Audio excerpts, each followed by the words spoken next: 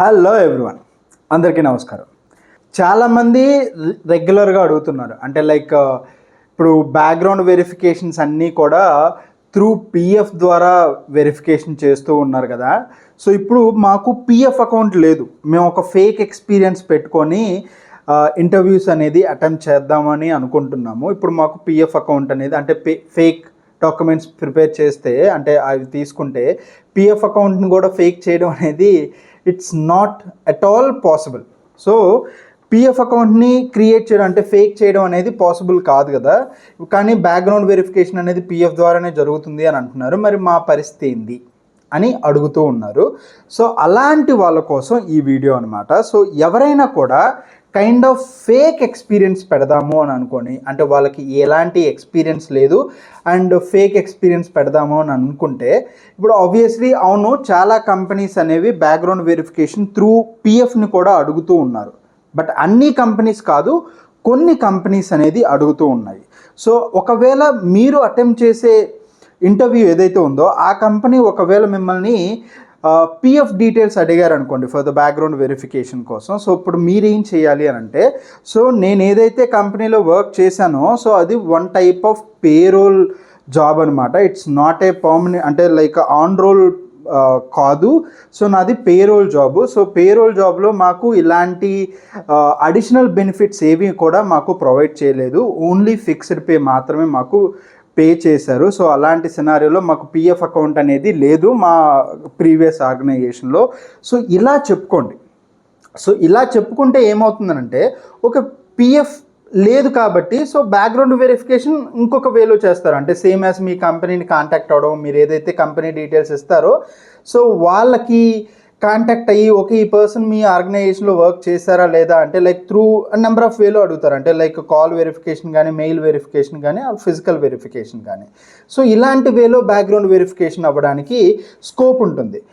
And అదేవిధంగా కొంతమంది వ్యక్తులు ఏంటి అని అంటే ఫేక్ డాక్యుమెంట్స్ ఇచ్చేటప్పుడు so we will also support PF accounts అని అంటారు. పిఎఫ్ అకౌంట్ని ఏ విధంగా ఫేక్ చేస్తారు బాస్? ఎలా పాసిబుల్ అవుతుంది?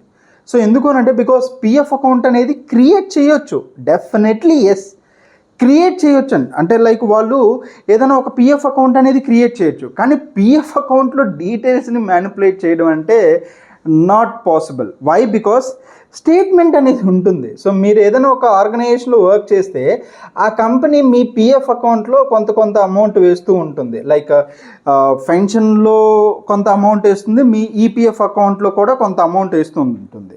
అండ్ అదేవిధంగా ఆ కంపెనీ యొక్క అంటే ఏ టైంలో లాగిన్ చేశారు, మీ యొక్క జాయినింగ్ డేట్ ఏంటి, ఎగ్జిట్ డేట్ ఏంటి, ఇలాంటి కంప్లీట్ ఇన్ఫర్మేషన్ పిఎఫ్లో ఉంటాయి.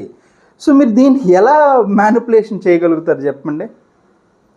సో వాళ్ళు ఎవరైనా కూడా if in case fake documents provide చేసేవాళ్ళు మేము ఇలా పిఎఫ్ సపోర్ట్ కూడా ఇస్తాము అని చెప్పి అడిషనల్గా ఛార్జ్ చేస్తాము అని అంటే నమ్మద్దు, అస్సలు నమ్మద్దు. ఎందుకు అనంటే పిఎఫ్ అకౌంట్ క్రియేట్ చేయడం వరకు వాళ్ళు చేయొచ్చు, కానీ పిఎఫ్ డీటెయిల్స్ని నేను మ్యానిపులేట్ చేస్తాను అని అంటే కుదరదు.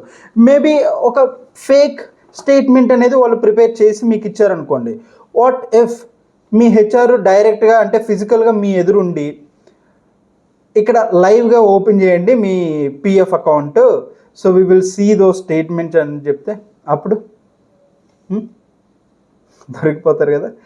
సో పిఎఫ్ని మ్యానిపులేట్ చేయడం అనేది కుదరదు, బికాస్ స్టేట్మెంట్ మ్యానిపులేట్ చేయడం కుదరదు. స్టేట్మెంట్ అనేది లైక్ మనం ఏదన్నా డాక్యుమెంట్ అనేది మనం మ్యానిపులేట్ చేయొచ్చు, కానీ వాళ్ళు లైవ్గా అడిగినప్పుడు సో పిఎఫ్ని మేనేజ్ చేయడం అనేది కష్టం, డీటెయిల్స్ని అవి కష్టం.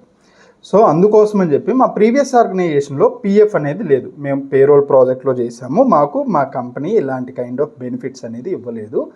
సో మాకు పిఎఫ్ అనేది లేదు. బట్ హవెవర్ మేము వర్క్ చేసాం. So this my work experience అని చెప్పి చెప్పండి, జెన్యూన్గా చెప్పండి. సో అంటే లైక్ కాకపోయినా జెన్యూన్గా చెప్పండి. So company me can accept చేస్తుంది అండ్ బ్యాక్గ్రౌండ్ వెరిఫికేషన్ అనేది అదర్ వేలో చేస్తుంది. సో ఆబ్వియస్లీ ఇది కూడా మనకి హెల్ప్ అవుతుంది కాబట్టి as you can say like that.